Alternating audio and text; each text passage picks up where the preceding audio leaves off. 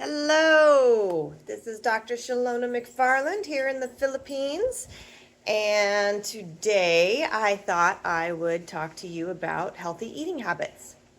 So, as most of you who follow me at all know, I recommend a combination of the paleo and plant paradox eating habits. So, paleo is fruits, vegetables, meats, nuts. No grains, no dairy, no corn, nor no soy, no legumes. So, yeah, that grains are all grains. That includes rice for you here in the Philippines. That includes bread. That includes pastries. Um, for no dairy, that means no cheese that is cow-based. You can do goat cheese, you can do almond cheese. So there's some other things you can do instead. As far as the milk goes, I substitute coconut milk and almond milk.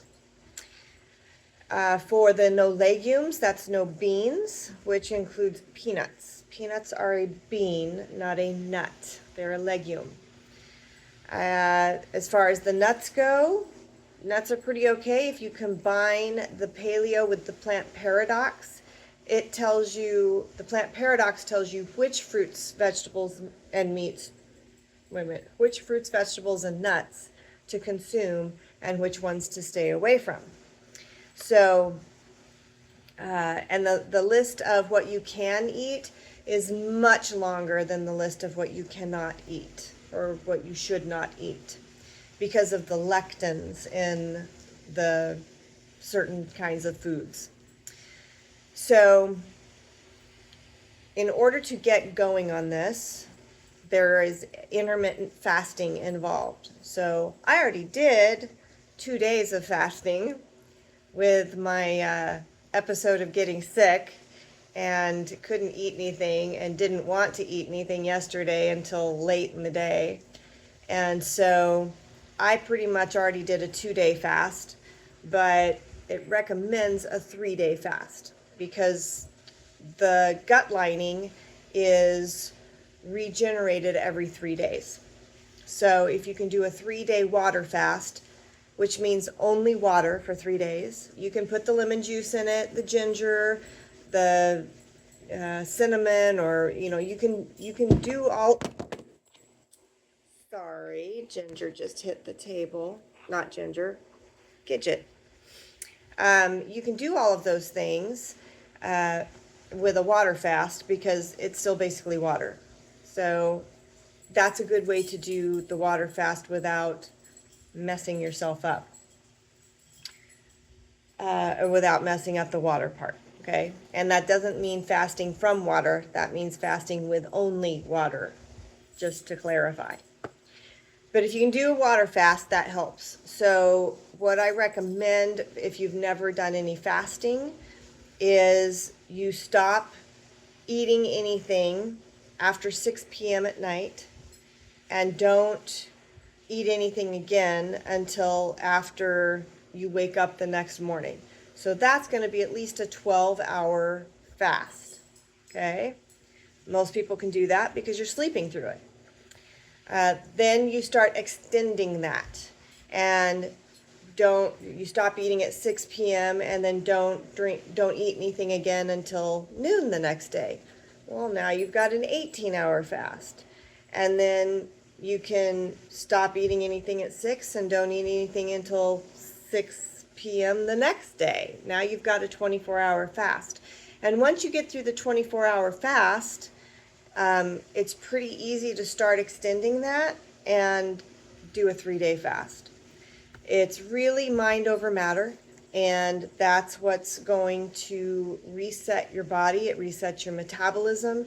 You don't have the sugar cravings anymore. It totally resets your body because your gut needs to be cleansed just like the rest of us does. So,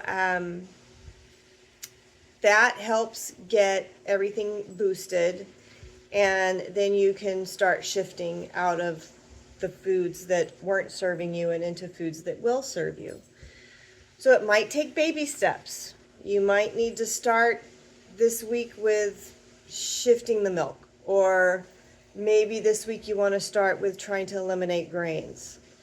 And give yourself grace.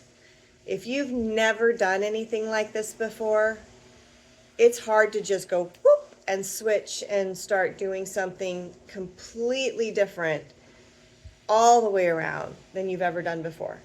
You can take it in pieces, and that will make it a lot easier.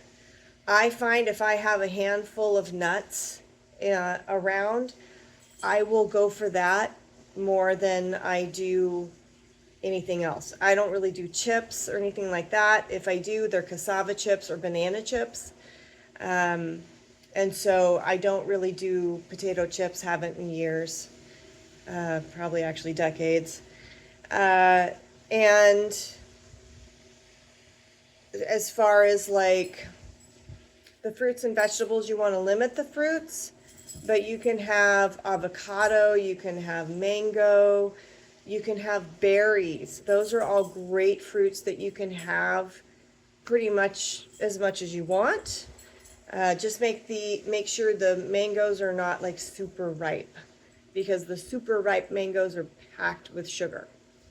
So the Paleo and Plant Paradox are trying to eliminate the sugars. They're trying to eliminate all of the inflammatory foods out of your life.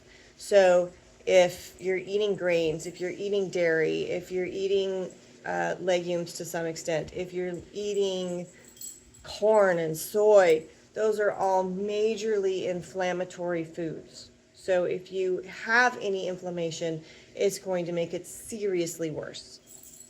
So that'll give you a start, some place to start, and I will try and post a picture of the eating habit later today, or at least what I suggested, so that you have an idea of what that can look like for you.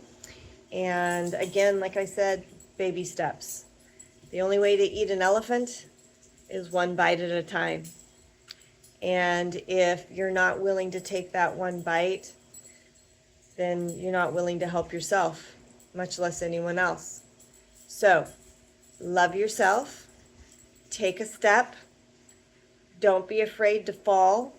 That's part of the risk in the SMART. The risk is you fall. The risk is you don't release any weight.